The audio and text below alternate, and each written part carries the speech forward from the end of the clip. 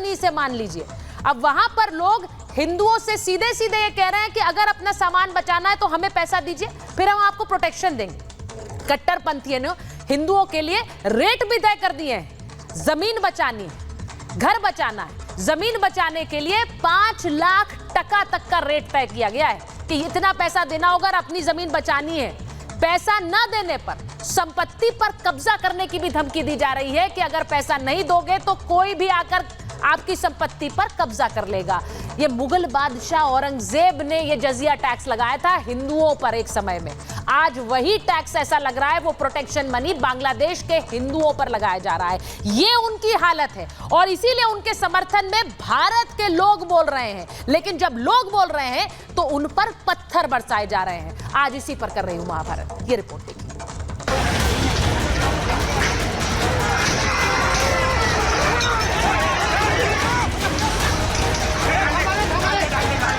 किसके इशारे पर नफरती पत्थर? कौन चला रहा है नफरती पत्थर? हिंसा, पत्थरबाजी, कितने कट्टरवादी? दनादन पत्थर चल रहे हैं। पुलिस के काबू में नहीं आ रही है भीड़। ये तस्वीरें सीरिया या पाकिस्तान की नहीं बल्कि नासिक की हैं। बांग्लादेश में हिंदुओं पर हमले हो रहे हैं जिसकी आग भारत में भी लगी। अपना आक्रोश जताने के लिए नासिक में भी लोग बांग्लादेश में हिंदुओं पर हो रहे हमलों के खिलाफ सड़कों पर थे। लेकिन उसी दौरान जो हुआ वो नफरती इरादे और हिंसा की जद बता रहे हैं। 7-8 जगह हुए थे, क्लैशेस हुए थे, लेकिन उसी वक्त पुलिस ने इंटरवीन किया और परिस्थिति को अपने नियंत्रण में ले लिया। ध्यान से देखिए कैसे शांतिपूर्ण चल रहे प्रदर्शन पर पत्थर बरसाए जा रहे हैं।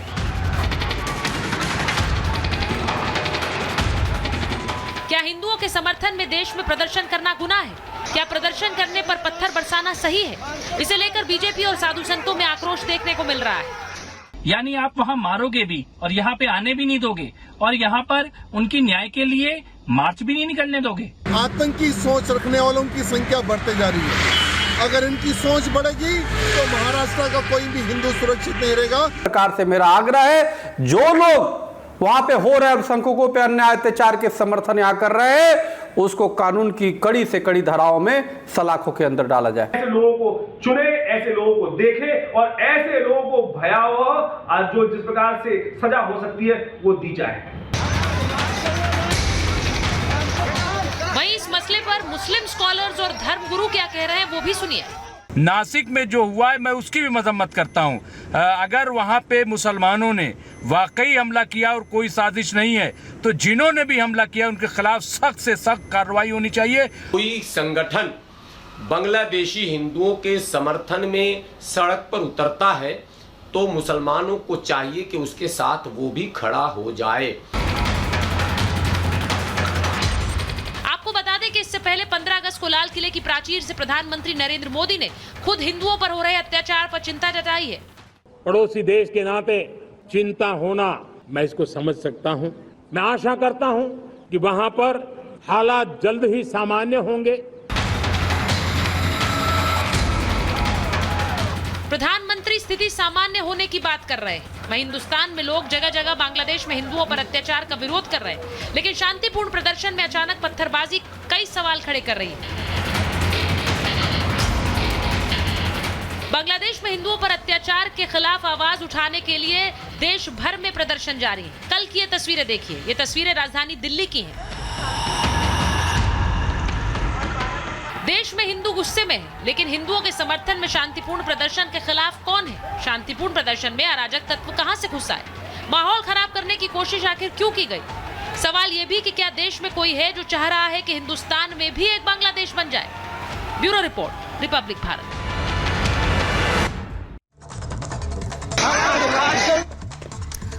और मैं आपको बताऊं कि आज महाभारत में मेरे साथ जो मेहमान जुड़ रहे हैं, मैं परिचय आपका करा देती हूं।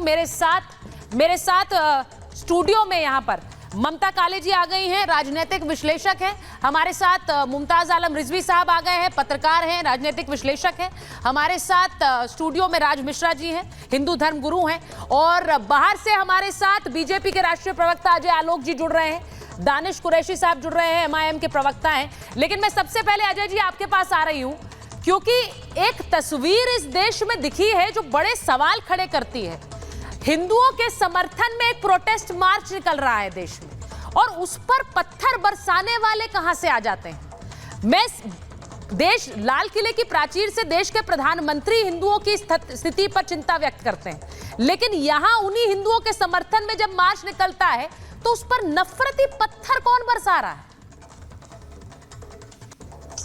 देखिए, आपको 2-3 बातों का ध्यान रखना पड़ेगा। ये करने की हिम्मत कहां से आई? ये करने की हिम्मत तब आई जब इसी देश के लोगों ने कहा कि बांग्लादेश में जो हुआ वो भारत में भी हो सकता है। मुझे कहने की जरूरत नहीं है किसने कहा है, ये हमारे कांग्रेस के महान नेताओं ने कहा। ये हिम्मत तभी आई जब एक सांसद अपना शपथ लेता है संसद के भवन में, शपथ को अंत करता है जय फिलिस्तीन कह के, तो ये हिम्मत तभी आई। हम लोग बांग्लादेश में हिंदुओं की बेकार चिंता कर रहे हैं भाई। यहां पे तो भारत में हिंदू सुरक्षित नहीं है। आप जो भी कह रही थी कि जाजिया ले रहे हैं और टैक्स ले रहे हैं अपनी जमीन बचाने के लिए, बंगाल में तो यही हो रहा है। बंगाल में ये खुलेआम हो रहा है। हिंदुओं के घर जबरदस्ती कब्जे किए जा रहे हैं, जहां आबादी बढ़ गई उनको भगाया जा रहा है। बंगाल तो कोई बांग्लादेश से कम नहीं है।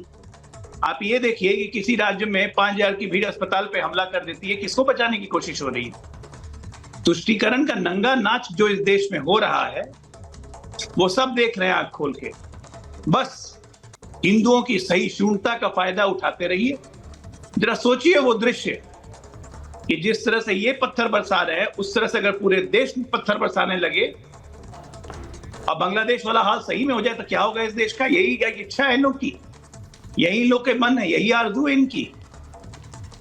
बहुत सख्ती से निपटा जाएगा। ये सिर्फ नासिक में नहीं हुआ, ये उदयपुर में भी हुआ। यस। और देश के अन्य हिस्सों में भी करने की कोशिश है।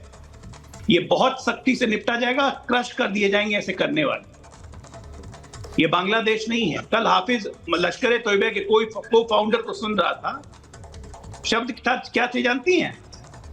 53 साल बाद हम पलट के आए हैं। 53 साल बाद हम पलट के आए हैं और झपट के मारा है। झपट के मारा है कि हमारा खून ठंडा नहीं है, फ्रीजर में रखा हुआ खून नहीं है। हिंदुस्तान ये समझ ले। तो जो हिंदुस्तान को समझा रहे थे ना, उनको ये समझा देता हूं कि हिंदुस्तानियों का भी खून ठंडा नहीं है। और दूसरे का खून ठंडा करना कैसे किया जाता है, ये हमने एक बार नहीं बहुत बार करके दिखा दिया। अजय जी, इसलिए बेहतर है कि खून खराबे की बात अपने तक रखें, आपस में ही लड़ो मरो। हिंदुस्तान में लाने की जरूरत नहीं है। पूरे विश्व में हम देख रहे हैं कि इस्लामिक कंट्री आपस में कैसे लड़ मर रहे हैं। रखिए अपनी मुसीबत अपने गले में, हिंदुस्तान में डालने की जरूरत नहीं है। और कोशिश की तो बहुत खराब अंजाम होगा। देखिए अजय जी, जो बात आपने कही कि मैंने शुरुआत में जब इन तस्वीरों को अपने दर्शकों को दिखाया तो मैंने